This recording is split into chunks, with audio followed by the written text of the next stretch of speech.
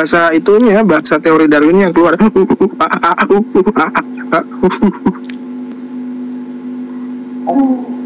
Iya, coba sekarang kita lihat aja apa yang dia sampaikan tentang bom bunuh diri. Itu biasanya keluar dari mulut siapa? Apakah orang Hindu pernah berbicara seperti itu? Apakah kita pernah bergesekan dengan Hindu selama kita berdebat hampir 6 tahun? Hindu, Buddha, apakah kita pernah bergesekan? Ya kan? Nah, jadi orang ini adalah penyembah manusia yang super TOLOL, ya. Dia mau nyerang Islam dengan cara membentengi dirinya itu dengan ajaran Hindu, sementara dia lupa contekannya bahwa kita itu tidak ada sejarah berdebat dengan Hindu, apalagi dengan ateis. Kita ini adalah debat-debat antar teis, pendebat antar teis. Ini ada ateis yang ujuk-ujuk nongol tanpa diundang datang setiap hari warawiri nyerang Islam di koma-koma Muslim. Ini ateis GOBLOG gob gitu ya. Soalnya yang setahu saya sih orang-orang Hindu tuh baik-baik ya. Gue punya saudara angkat juga. Nggak ada. Hindu nggak ada, Bang. Nggak ada Hindu pernah berdebat dengan kita bergesekan, nggak pernah. Iya betul. Bahkan ya di BST ini kemarin kita waktu beli hewan kurban ya, di BST itu ada pura di sana. Sampingnya itu ada kandangnya sapi ya. Dan mereka nggak protes tuh, mereka malah mendukung gitu, malah ngasih lahan parkir dan lain sebagainya. Begitupun nanti kalau mamanya ada acara, orang-orang yang kerja di kandang sapi itu ngebantuin gitu, Pak Hajinya itu suruh ngebantuin yang di itunya gitu. Maksudnya baik-baik gitu. Cuman ketemu sama si Chandra ini ya Hindunya beda, emang nggak tahu dari mana. Si Chandra ini sebetulnya mukanya itu terbuat dari adukan semen ya, sehingga dia itu mempertaruhkan gitu. Walaupun orang sudah menghina-hina dia, bohongnya sudah ketahuan, dia masih tetap bertahan, ya kan? Karena mukanya itu terbuat dari adukan semen, muka beton, ya kan? Dia udah pamer di sini kebodohan dia, kebohongan dia dipamerin semua di sini. Udah kebuka kedoknya masih kayak begitu.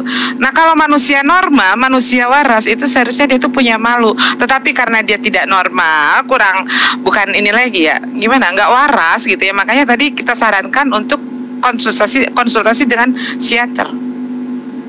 Karena dia kalau dia punya otak yang waras itu nggak kayak begini. Dia udah malu dong.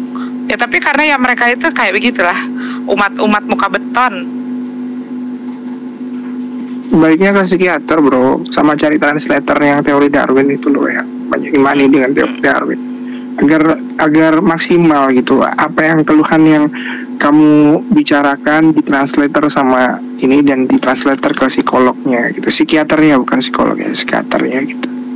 Mungkin punya 2 kepribadian, 10 kepribadian gitu kan, yang di sisi lain atau pernah kecewa dengan agama sebelumnya, atau pernah disakiti dengan orang yang beragama sebelumnya, itu bisa jadi, dan akan denial terus gitu. Tapi yang nyerang kok agama lain, itu seharusnya nggak kayak gitu sih gitu. Jadi salam gitu ya bro ya. Chandra, lu tahu nggak maksud Abu Hadid pertahankan lu di sini, tahu nggak? Karena kita udah komunikasi kok sama Abu Hadid. Ini saya sengaja. Iya, sengaja undang. Apa tujuannya? Apa tahu nggak? Supaya kedunguan kuadrat kamu itu kami pertontonkan. Paham ya? Jadi kamu harus paham. Kita juga bukan orang-orang yang nggak waras kayak kamu gitu loh. Kita pakai cara bagaimana cara kita untuk membongkar ya, atau menunjukkan, mempertontonkan kedunguan kamu di muka publik. Udah undang, suruh naik, setelah naik ayo kita telanjangi.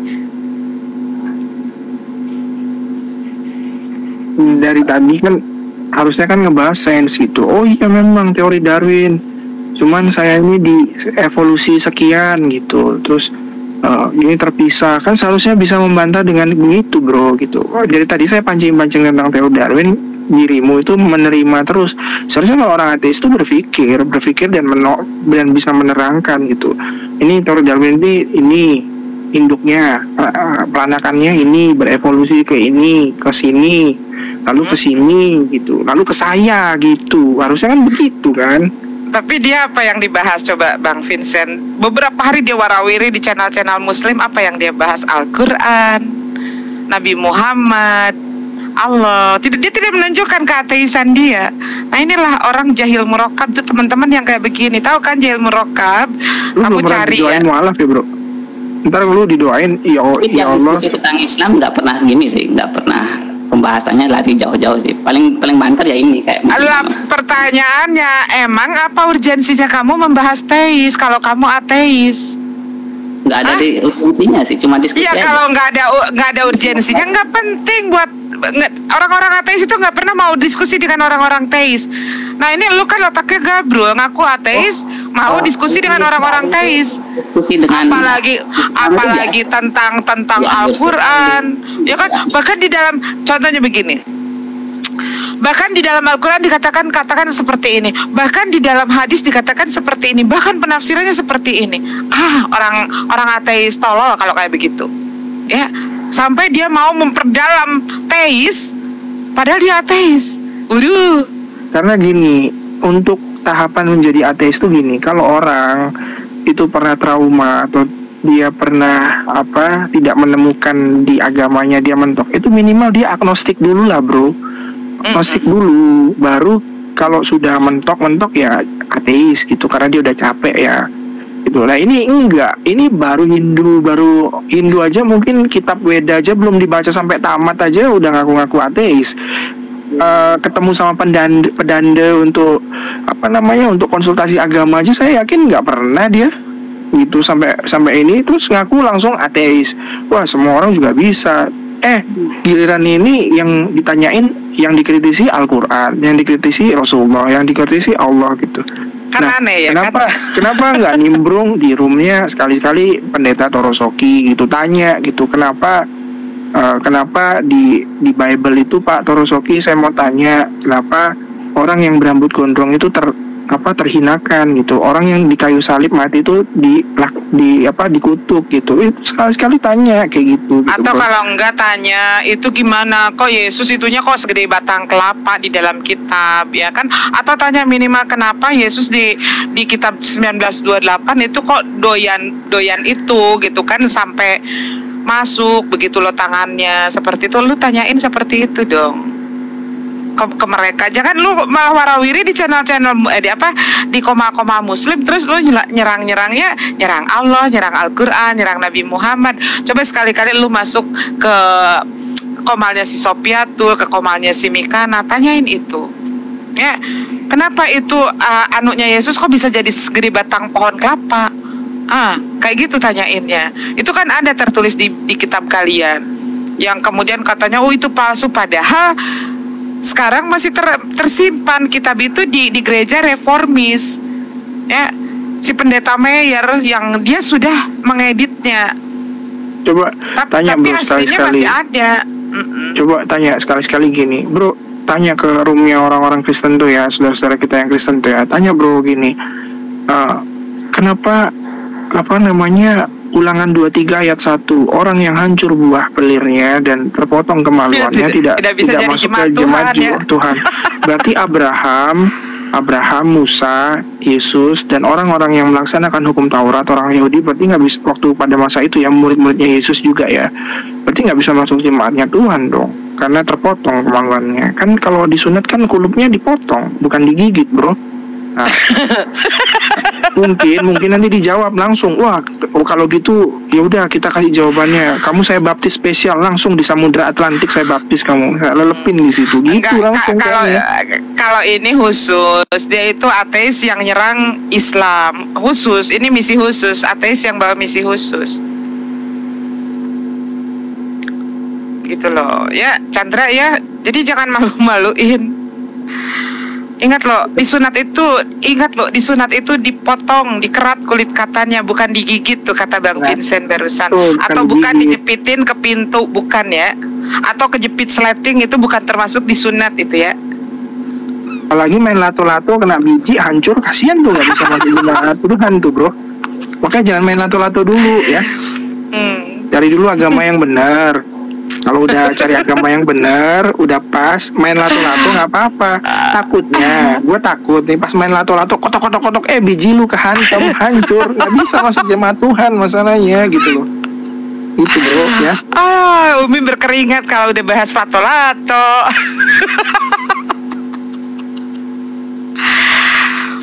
Jadi jelas ya, kalau misalkan kamu pernah kejepit ini, kalau pernah kejepit resleting itu tidak termasuk ke dalam sunat ya. Udah kalau nggak kuat turun gitu, turun. Ya Pak, ya ini mencari kebenarannya besok lagi gitu. Tapi kalau masih di sini ya harus siap-siap dikritisi dengan pemikiran lu yang unlimited itu gitu. Tapi kenapa jawabannya selalu nggak puas ya gue gitu? Namanya mengkritik, akhirnya menghina doang. Bukan menghina, gue kembaliin lagi semua statement lu gitu. Bahwasannya di dalam tubuh manusia itu tidak memiliki ruh dan nyawa, energinya kinetik. Terus di mana kinetiknya itu berasal dari baterai? Lu nggak bisa jawab, tapi lu mengiyakan kan pernyataan Bang Handi. Terus energinya dari mana? Nasi pecel. Lah, harusnya makan setrum. Lu disetrum apa makan nasi pecel? Apa bakwan? Emang zamannya ilmuwan ateis ada nasi pecel? Energi sih mbak. Ya, energi dihasilkan dari apa? Manusia energinya dari apa? Disetrum? Dari makanan. Fotosintesis. Apa dicas pakai tenaga surya gitu? Nggak pernah ada transfusi roh, transfusi darah, transfusi. Oke. Kalau dari makanan, terus baterainya itu ngisinya dari mana dia? Yang kata lu itu? Nggak pernah bilang baterai bang. Emang lah. Ada di YouTube ya Bang Handi Celebes. Coba lu putar lagi. Kebanyakan menghayal, berbohong itu. Kebanyakan magic mushroom jadi lupa. Bang Vincent, ini Umi diminta untuk melanjutkan cerita ayat-ayat tentang batang kelapa. Gimana? Ntar kasihan dia. Aduh, iya. Pada saat Umi berbicara tentang ayat-ayat tentang batang kelapa dan telunjuk gitu kan. Kemudian juga tentang biji yang hancur, itu dia terdiam 1000 bahasa. Padahal hatinya itu bergejolak banget. Jadi gini, ada stand up komedian yang aku ateis. Kemarin waktu ditangkap BNN, kabarnya masukin narkoba sabu jenisnya dari dubur. Nah, lu masukin magic mushroom dari mana, bro? Coba.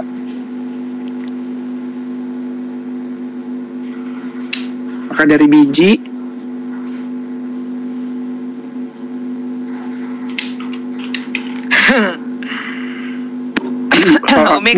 Umi kalau nggak ada lawan jangan Mi katanya. Ya karena nggak ada lawan ya udah ada mainan kita mainkan gitu.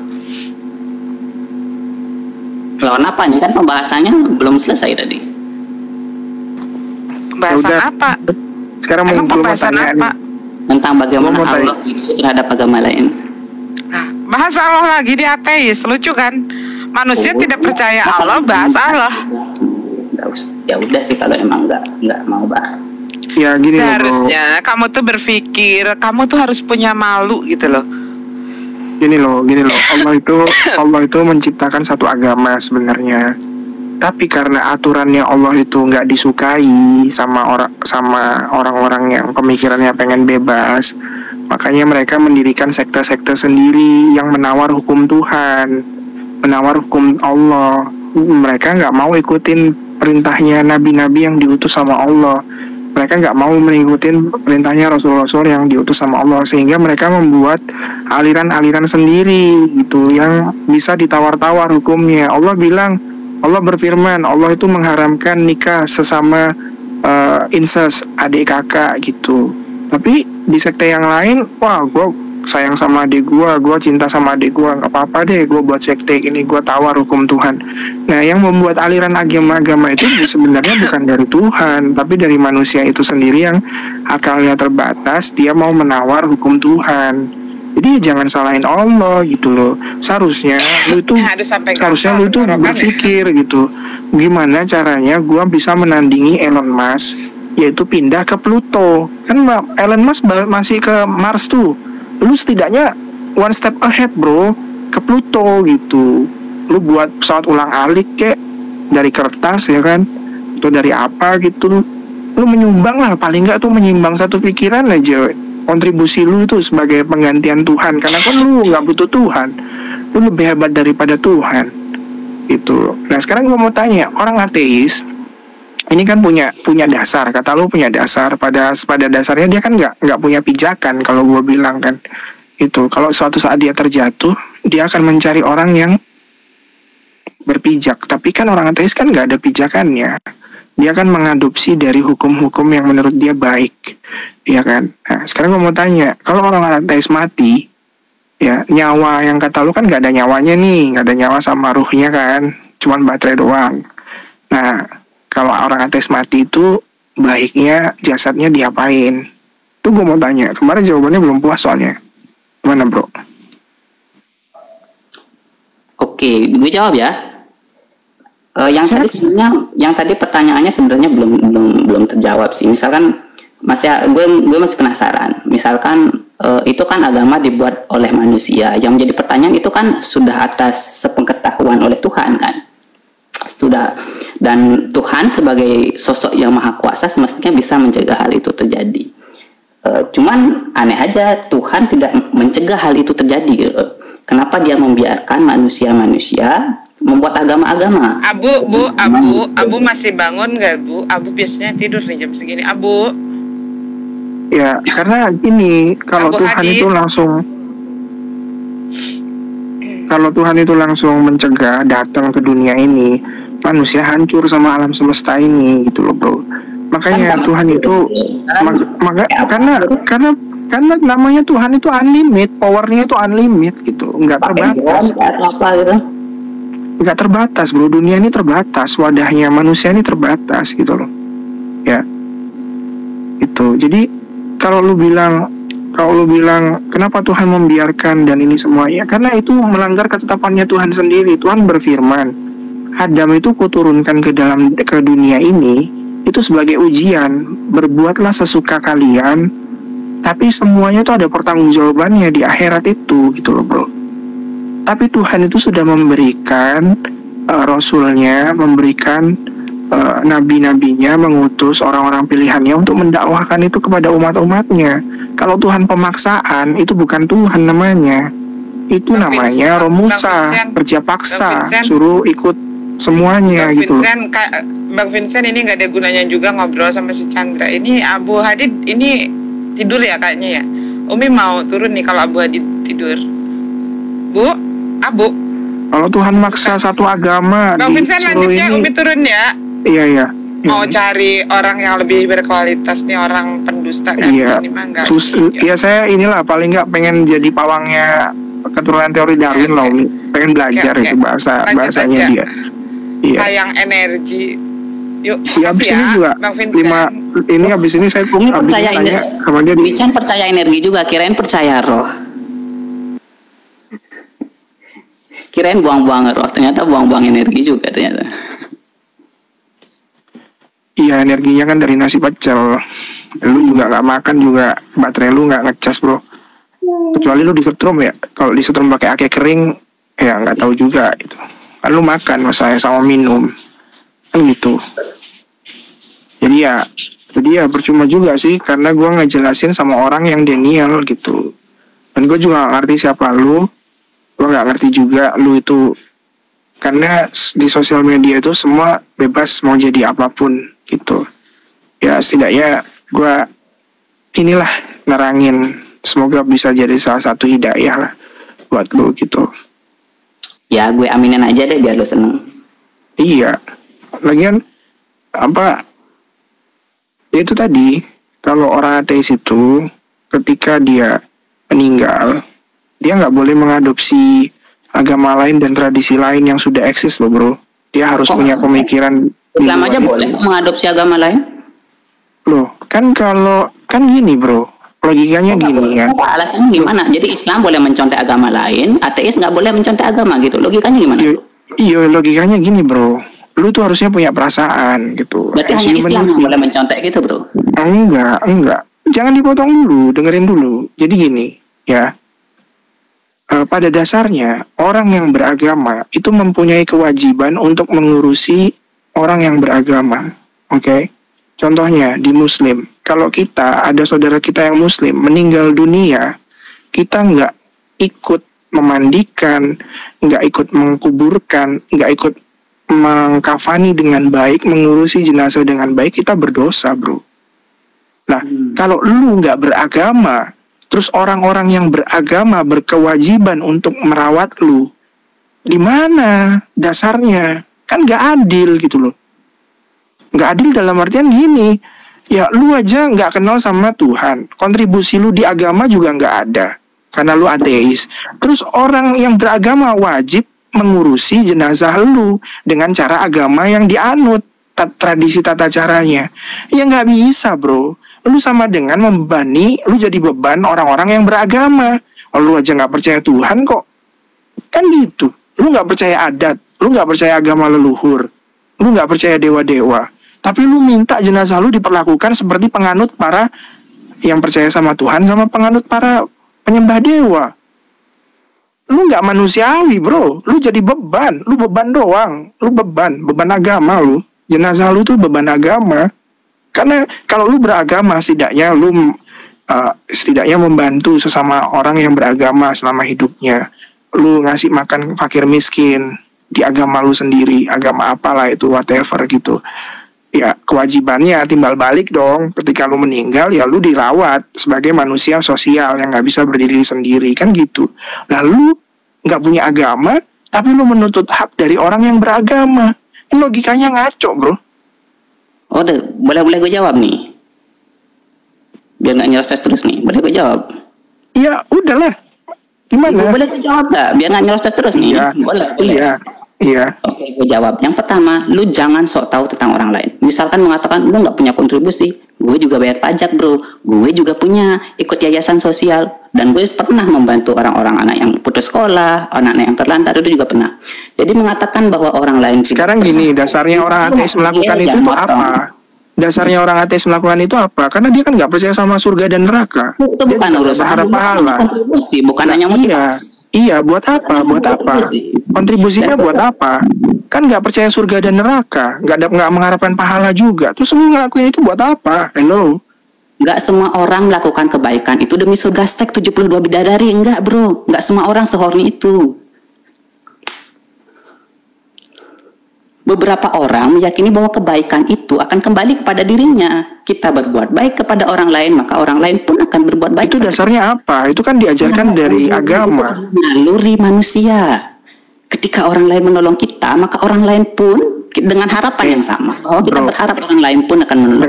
Dengerin. Karena lu itu hidup di Indonesia aja, di adatnya orang adat istiadatnya Timur. Coba lu dihidupkan sebagai ateis bangsa Viking. Lu ngebunuh orang juga itu adat, itu baik menurut mereka. Mereka suku Viking, sesama suku Viking, menjajah negara lain juga nggak ada masalah gitu loh, karena hidupnya di suku Viking gitu. Nggak saling membunuh. Nah, mereka butuh guidance-nya dari apa? Dasarnya dari agama. Aturannya, lu tahu baik buruk benar salah itu dari mana kalau bukan dari agama? Dengan logika, bro. Dengan logika. Faktanya hukum-hukum di negara ini nggak dibuat berdasarkan agama, tapi berdasarkan logika. KUHP itu nggak ada hubungannya sama agama. Ada di sana ngutip Bible, nggak ada. Itu dibuat Belanda. Ada di sana ngutip Al-Quran, nggak ada. KUHP itu nggak ada hubungan. Sok tahu emang lu di MPR DPR. Lu silakan kutip aja. Bagaimana yang mengutip misalkan ayat ini bagian ini? Nggak ada.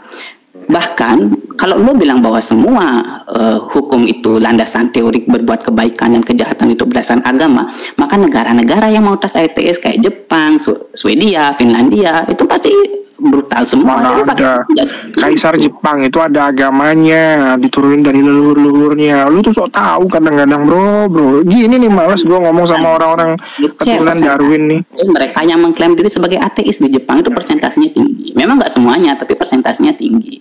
Terutama di negara-negara Skandinavia. Tapi apakah negara di sana brutal? Kan enggak juga. Ya karena dibuat hukum, ada aturannya. Coba lu ke Paris, lu udah pernah ke Paris belum? Hukumnya dibuat berdasarkan agama enggak? Kan Lu enggak. pernah ke Eropa belum? 1 bulan 2 bulan tinggalnya di sana, udah pernah belum? Kalau cuma lu leisure doang mah, orang pasti ngeliatnya baik. Lu lihat sisi malamnya dong. Orang ngewek di pinggir jalan juga nggak ngelarang, bro. Orang berak nih di tengah jalan, itu orang-orang Eropa itu biasa malam-malam. Lu lihat gitu, gua ngeliat dengan mata kepala gua sendiri masalahnya. Karena ada aturan, ada denda. Ya ada denda emang. Ya kalau nggak ada denda, lu berak sembarangan, berak di kebun orang, berok di pekarangan rumah orang. Ketika Itu ada denda, manusia itu mereka ateis tahu itu kayak bahwa- gitu. Artinya Karena nggak ada itu aturan tahu di bahwa dalam dia dirinya sembarangan mereka, itu nggak boleh, gitu. bro. Kenapa dibuat denda? Karena mereka tahu itu nggak baik. Kenapa mereka tahu nggak baik? Ya karena dengan logika mereka nggak mesti pakai agama. Susah sih ngomong sama orang yang kayak gini nih. Ya Terus udah, karena argumennya nggak lemah. lemah. Ya udahlah. Emang sama teori Darwin nih. Susah sih. Kenapa? Kan hanya Gue mau tanya, kan lu udah tanya terus tuh kayak wartawan tuh. Pernah dibekali dengan Enggak, kemampuan lu udah diskusi tanya dengan terus sama data dan wartawan, kayak logika. wartawan. Sekarang gue mau tanya dong, kalau orang-orang ateis tuh baiknya jenazahnya diapain? Dibuang ke laut kah? Dibuang ke sungai kah? Atau didaur ulang atau gimana? Atau nggak Bagaimana boleh dibakar karena baterainya takut meleduk? Itu adalah Lalu bagian kan nggak ada ruh sama roh, nyawa. Ini. Ya kali aja dibakar, Bahwa dikremasi, bukan baterainya hanya meleduk manusia gitu. Karena kan satu-satunya spesies karena kan kalau kayak yang ngurusin mayat itu barang-barang bukan elektronik itu kan, kalau barang-barang elektronik yang ada baterainya kan dilarang membakar, ada tulisannya. Di sampahnya juga nggak boleh, ada lambangnya recycle. Nah lu kayak gimana itu bro? Yang lu nggak percaya adanya roh sama nyawa? Jasad lu baiknya diapain kalau ini? Waduh, nyerosot terus nih. Iya bangke lu baiknya diapain sebagai ateis kalau lu mati? Kalau baterainya udah nggak ada, baterainya udah lemah, lu diapain? Udah selesai nanyanya? Udah. Iya udah diapain? Udah. Gue jawab ya. Lo Ya. perlu tahu bahwa manusia bukan satu-satunya spesies yang mengurusi mayat orang lain. Semut pun begitu. Semut kalau temennya mati itu dijauhi dari sarangnya. Kenapa? Karena itu adalah bentuk survival, bagaimana agar caranya penyakit dari semut yang sudah mati itu tidak menular ke semut yang lain. Gue tuh Dan butuh adalah sains, salah satu bukan mencontoh hewan. Aduh, gimana sih? Kalau lu mati, Bukan, baterainya dia udah harus lemah, itu bangkainya agama. lu tuh baiknya diapain? Semut nggak punya agama. Semut nggak punya agama pun mereka tetap ngurusi mayat teman-temannya gitu loh. Itu adalah bagian dari survival. Termasuk juga manusia. Kenapa sih? Berarti kalau lu mati dihindarin gitu semuanya, mayat itu diem harus aja dimakan, gitu kan? kayak semut. Ya udah kalau gitu mulai dari Boleh ini tambah lu suratin ke Mahfud MD bro. Kalau gua mati jangan diurus kayak semut Pak Mahfud MD. Lu suratin ke MK sama ke MA. Cara mengurus ateis, cara mengurus jenazah ateis. Lu suratin ke negara sesuai dengan permintaan lu. Kalau lu berani, kalau lu bukan bencong, ya. Kalau lu bencong ya, kalau lu cuma bisa ngomong doang. Tapi kalau lu berani, lu harus bisa bertanggungjawabkan statement lu, karena lu laki, bukan aa gitu ya. Jadi lu mulai dari hari ini, lu harus suratin ke MA sama ke MK, Pak, saya sebagai ateis, tolong kalau saya mati, baterai saya lemah, ya. Jenazah saya ini nggak bisa dikremasi karena apa? Ada baterainya meleduk, Pak. Jadi saya minta diperlakukan seperti semut. Ketika semut mati dijauhin. Ya udah, lu mati di mana nggak boleh diurus. Lu jasadnya harus tergeletak di situ aja, nggak boleh diurus. Ya udah, lu suratin ke negara. Gua dukung. Kapan? Yang ngomong doang lu kayak tai. Kapan? Katanya nggak mau. Iya, soalnya gue juga kenal sama teman-teman gue, circle-nya tuh sama Mas Gibran. Ayo kapan? Lu mau ke hari satu juga bisa, ayo. Banter, kapan? Iya, mau kapan? Jangan ngebacot doang, jangan cuman tai doang di sini. Lu harus komitmen dengan statement lu. Lu kan mau memenuhi bukan bencong. Ego lu yang nggak bisa berdiskusi, maka lu menyuruh orang lain yang aneh-aneh. Nah, kan statement lu jenazahnya minta diurus seperti semut. Di Indonesia kan belum boleh kayak gitu, makanya lu harus ngegugat ke MA sama ke MK. Enggak ada Ini Pak, caranya ateis itu memperlakukan jenazah, Pak. bukan hanya manusia yang memperlakukan mayat, yang mengurusi mayat itu bukan hanya manusia, tapi semut juga. Apakah bagaimana melakukan gue di sini? Ya nantilah. Selalu.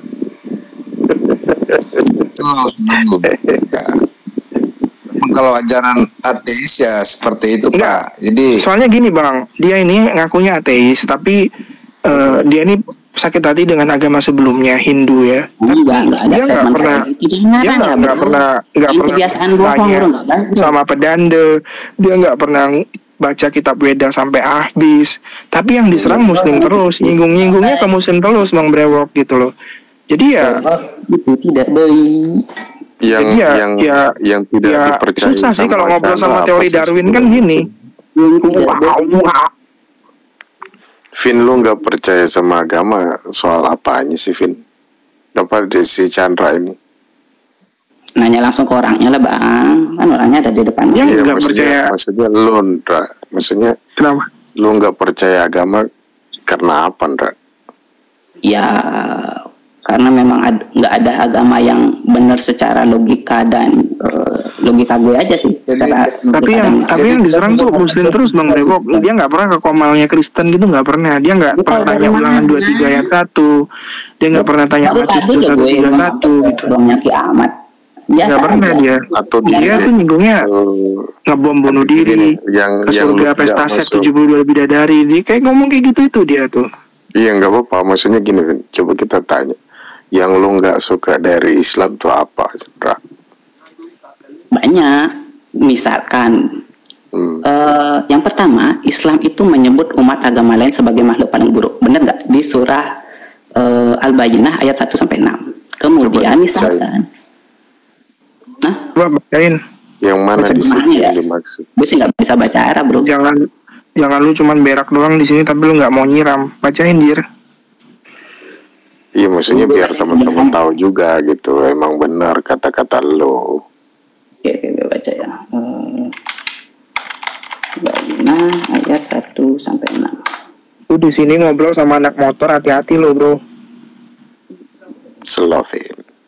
Karena gue kejar sampai ke lubang semut, gue kejar, bro. Gue ini anak motor. Gue baca ya. Orang-orang kafir dari golongan ahli kitab dan orang-orang musyrik tidak akan meninggalkan agama mereka sampai datang kepada mereka bukti yang nyata, yaitu Rasul dari Allah dan membacakan lembaran-lembaran suci Al-Quran. Di dalamnya terdapat isi kitab-kitab yang lurus, dan tidaklah terpecah belah orang-orang ahli kitab melainkan setelah datang kepada mereka bukti yang nyata. Padahal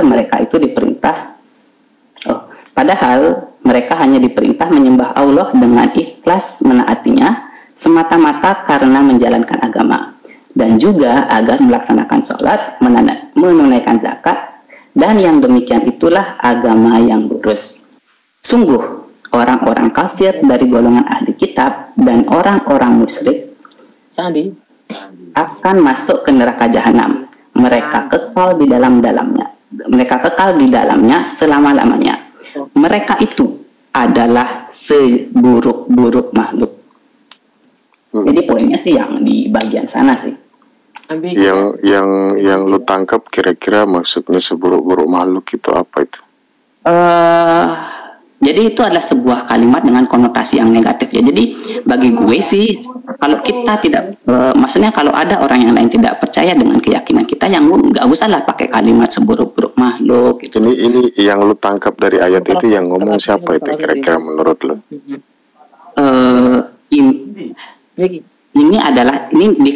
Ini diklaim sebagai firman Tuhan, tapi secara faktualnya kan itu diucapkan oleh Nabi Muhammad sendiri. Iya, ditransmit. Tapi yang ngomong itu siapa? Yang ngomong maksudnya keluar dari mulutnya siapa gitu? Enggak, maksudnya yang ini kan ditransmit dari Nabi Muhammad. Nah, menurut lo ini Nabi Muhammad meneruskan dari siapa nih? Ngakunya sih dari Tuhan. Nah, menurut lo kalau saya menciptakan sesuatu untuk menyembah saya, lalu dia tidak mau menyembah, menurut lo itu buruk nggak? Enggak aja sih. Kalau kita sebagai kita agak aneh ya sebenarnya. Gak usah jauh-jauh deh.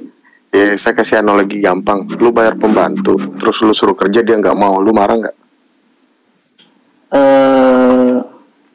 Marah. Ya, gue kasih analogi itu aja, itu dibayar lah. Ini nggak, ini dikasih harta, dikasih nyawa, dikasih kehidupan, dikasih apa yang dia mau makan, dikasih.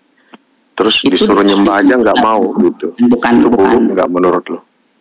Itu kan kalau pembantu itu kan nyata-nyata ya dibayar. Tapi ini kan masalahnya Allah itu kan tidak pernah secara nyata menunjukkan. Ya, artinya gini loh, kalau dibayar itu kan nominalnya terbatas nih. Kalau versi Islam, Tuhan orang Islam itu semua dikasih, lu mau apa? Lu mau makan daging dikasih daging, lu dikasih tumbuhan makan, lu dikasih oksigen bersih tiap hari lu napas, lu dikasih aliran darah yang lancar buat lu bisa tumbuh sampai lu segede ini. Terus lu cuma diminta untuk nyembah, lu nggak mau. Kira-kira buruk nggak menurut lu? Kalau ada orang-orang yang ngaku ngasih gue gaji tapi dia nggak pernah nongol, ya wajar sih kalau gue nggak percaya. Sekarang gini loh, apa urusannya? Contoh ya, saya kasih lu analogi. Gue presiden direktur, gue punya perusahaan banyak. Apa gue harus ketemu lu terus di tiap hari di pabrik gitu? Enggak. Kan nggak perlu. Kan minimal ada buktinya bahwa dia memang presiden direktur, ada sertifikatnya. Buktinya lu kerja gue bayar kan? Itu kan pengakuannya aja, tapi bukti nyata bahwa Allah itu memang memberikan nyawa kepada manusia, memberikan kehidupan, memberikan oksigen itu kan. Terus lu nongol dari mana kalau bukan dari pencipta? Dari Zeus mungkin. Zeus ada penerusnya nggak yang menyampaikan pesan-pesan dari Zeus?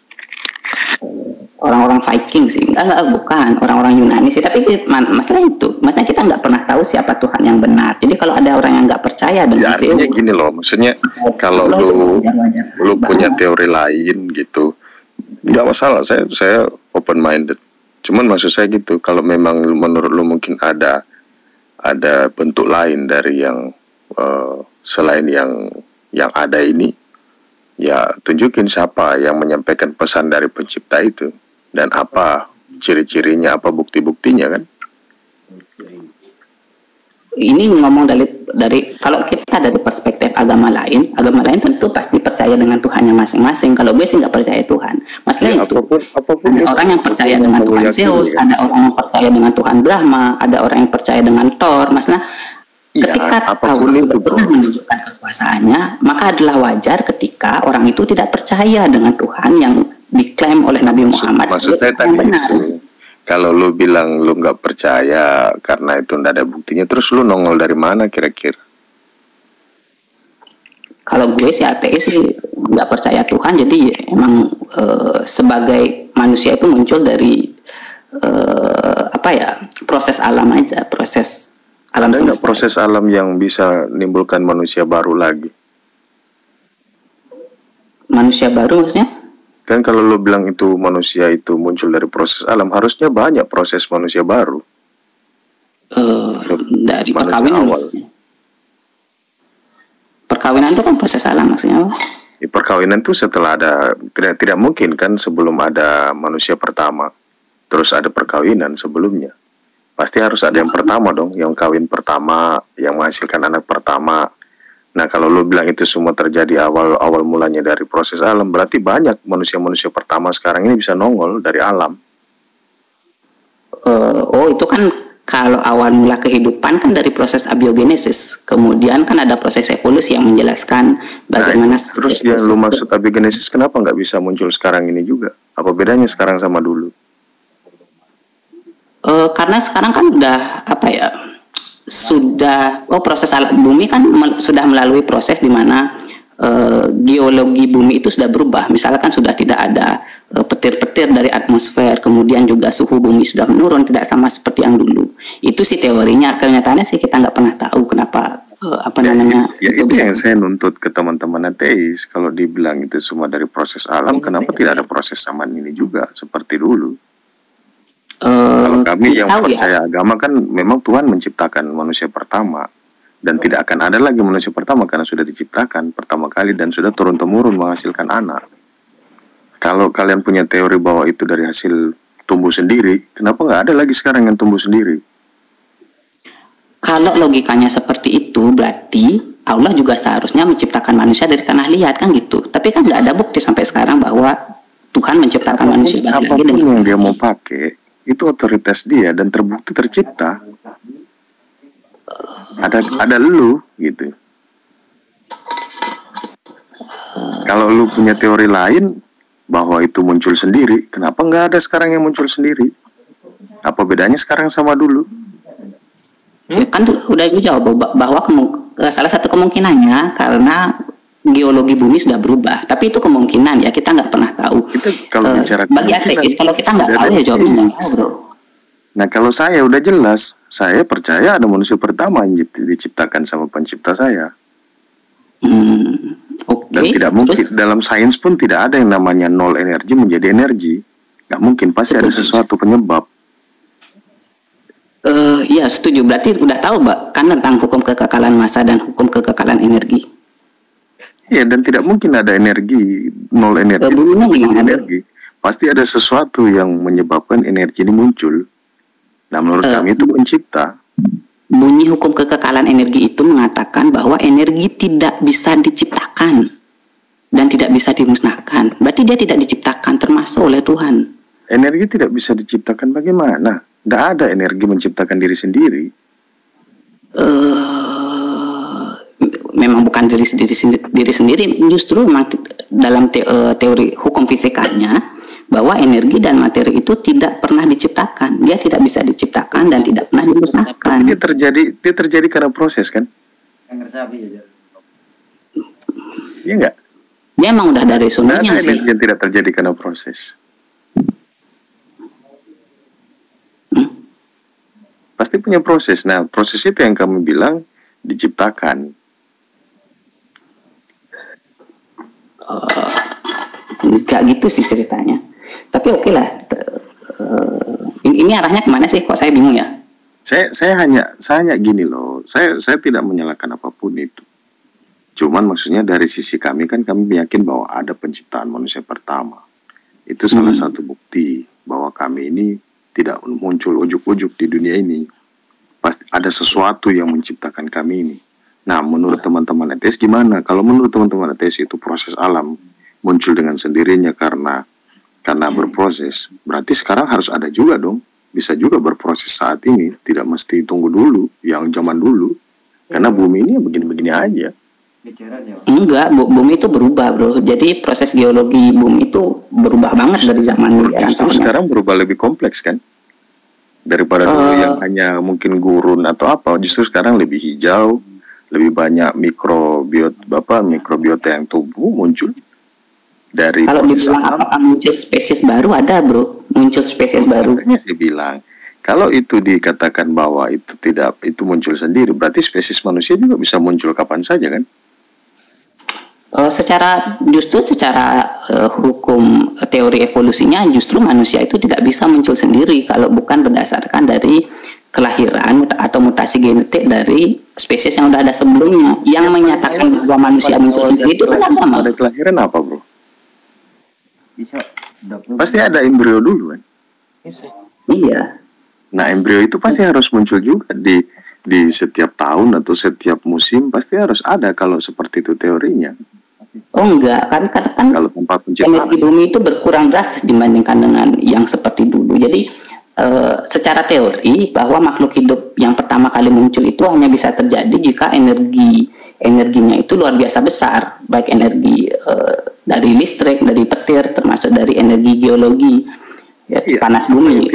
Apa yang tidak ada sekarang menurut lu? Kalau lu bilang itu energi itu harus besar. Bumi itu berkurang dibanding dulu. Dibanding miliaran tahun yang lalu. Dulu kan secara teoritis bumi itu masih sangat panas, bola yang panas itu. Yang itu yang nggak ada sekarang.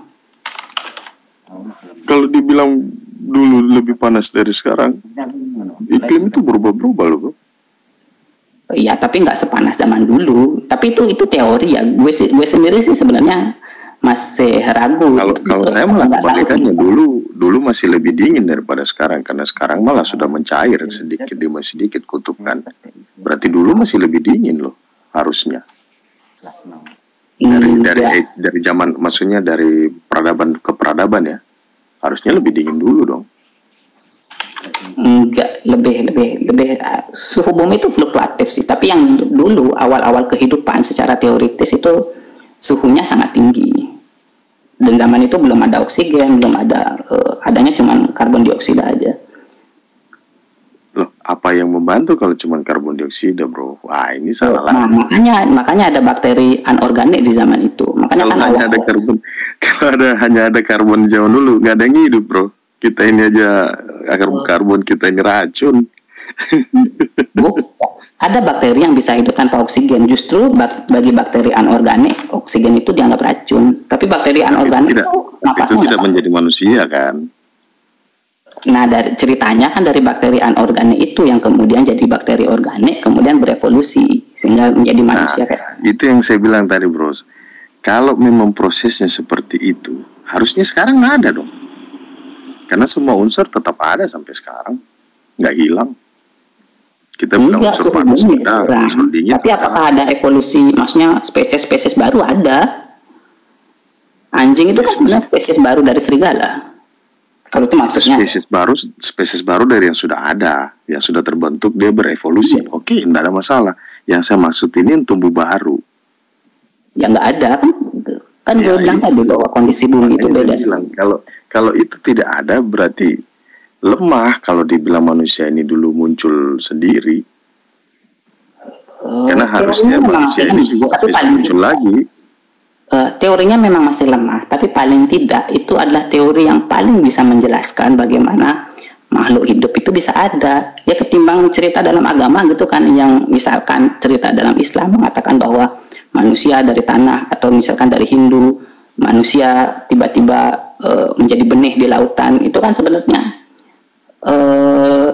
tidak ada dasar ilmiahnya, tidak ada bukti yang menunjukkan ke arah sana gitu. Iya, memang kalau secara bilang bukti mengarah ke sana prosesnya itu memang tidak ada, tapi kenyataannya ada manusia pertama kan. Nah, manusia pertama ini pasti berproses. Entah apa itu prosesnya, itu kan yang kami bilang itu otoritas pencipta. Dan memang teknologi belum mencapai itu. Karena nggak usahlah kita jauh-jauh ke bagaimana proses pembentukan manusia pertama. Proses untuk mempelajari manusia yang ada saja sekarang, ilmu kedokteran belum bisa mempelajari semua. Baru sekelas MRI, baru sekelas bisa scanning saraf kan. Dia belum bisa menjelaskan detail bagaimana proses kayak macam vitamin itu terproses ke sumsum terus bisa menghasilkan sperma, itu belum bisa detail. Setuju. Apalagi kita mau muncul ke asal mula pertamanya, teknologi belum nyampe. Tapi kan gini bro, ketidaktahuan kan bukan alasan untuk membenarkan bahwa Tuhan itu memang ada. Sama misalkan